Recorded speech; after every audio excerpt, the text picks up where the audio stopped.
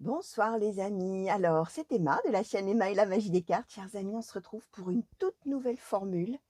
Voilà, quelque chose qui vient de m'arriver là, une inspiration subite qui vient de m'arriver là, une grande envie de tirer les cartes ce soir les amis. Donc là voilà, je ne sais pas trop à quelle heure vous tomberez sur cette vidéo les amis. Peut-être que vous allez tomber dessus voilà, dans la nuit également ou alors tard le soir. Mais là pour tout vous dire, effectivement, j'ai eu là ce soir vraiment une inspiration subite, on va dire, et je me suis dit, tiens, pourquoi pas lancer un petit peu une nouvelle, ouais, peut-être une nouvelle façon de faire les choses, tout simplement en ne demandant pas spécialement de messages pour les célibataires, pas spécialement de messages pour les couples, simplement en laissant venir ce que les cartes auront envie de vous dire.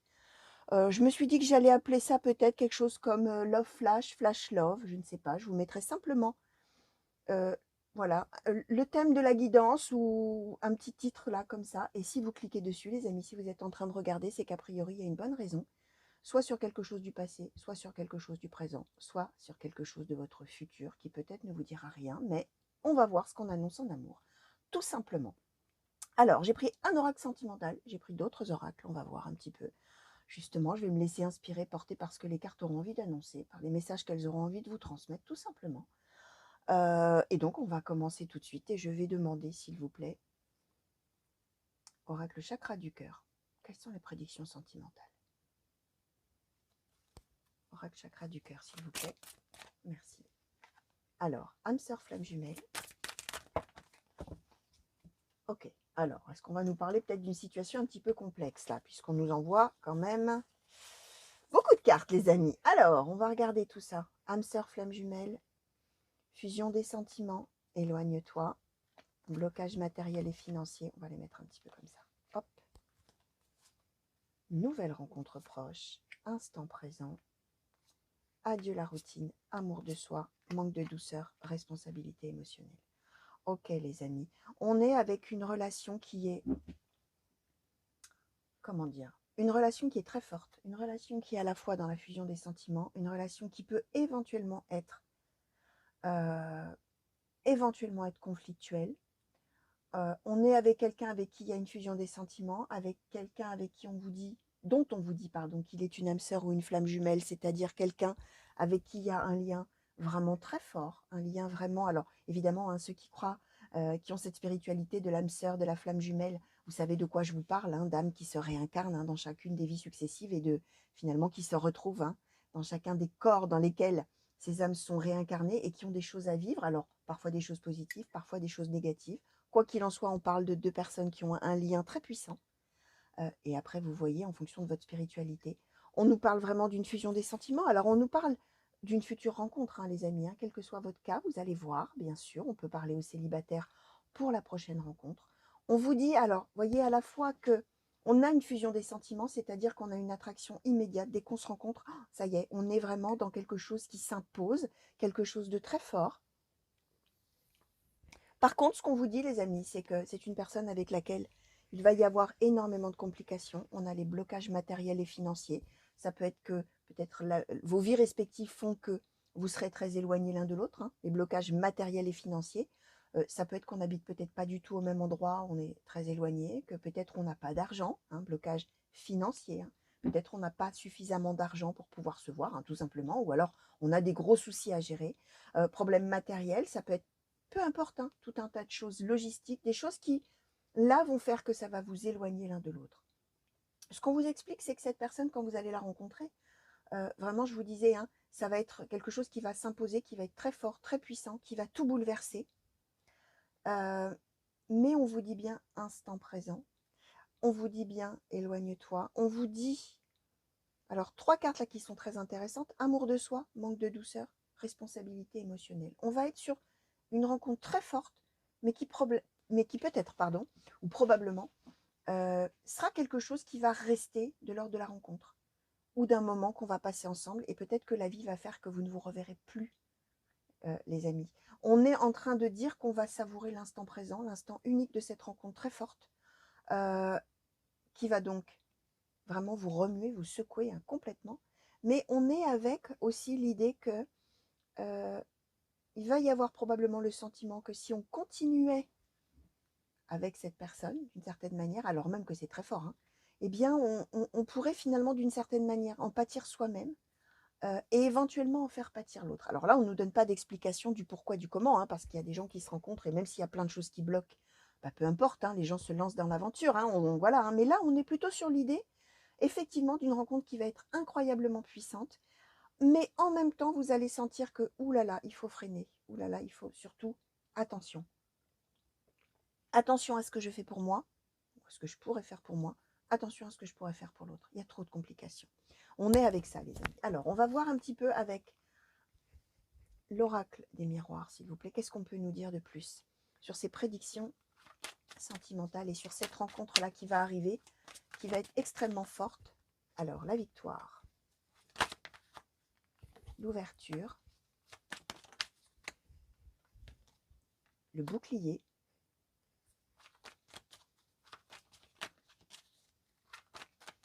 alors sur ces prédictions sentimentales, s'il vous plaît, le travail,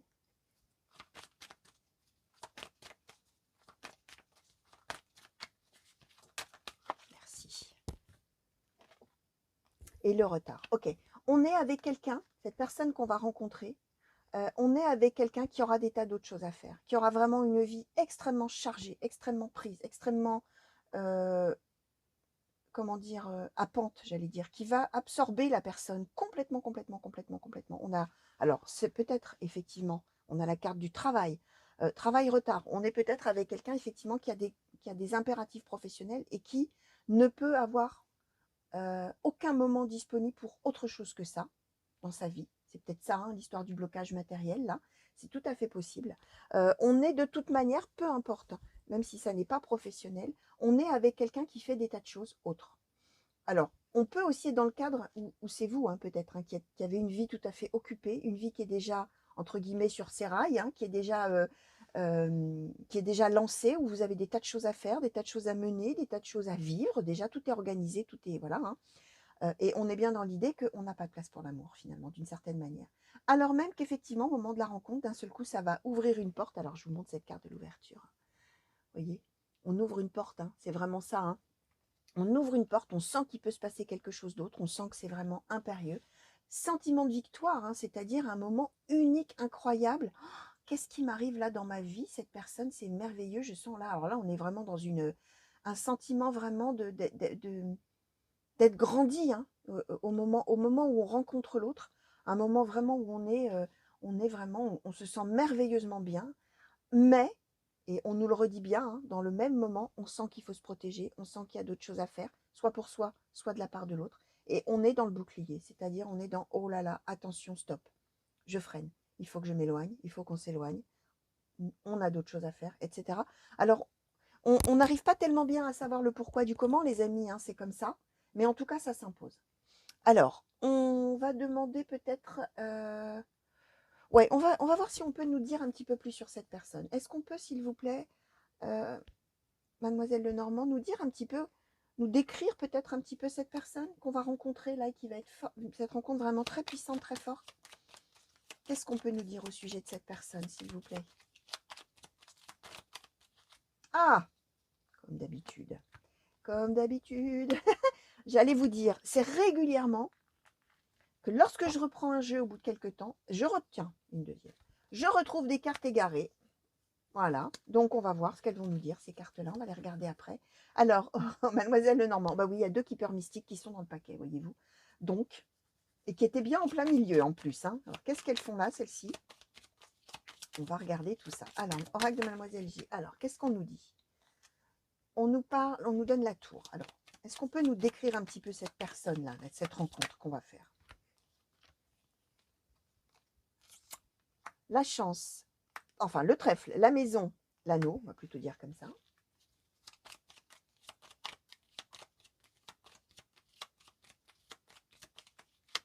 Est-ce qu'on peut nous décrire? Merci. Ok. Et la carte de la femme, alors qui peut vous symboliser, vous, qui peut symboliser la femme de cœur, qui peut symboliser, vous allez voir, hein, si on parle de vous, si on parle de l'autre. Et d'ailleurs, je vous le disais, hein, les histoires de blocage matériel, etc., voire financier, ça peut être l'autre, ça peut être vous.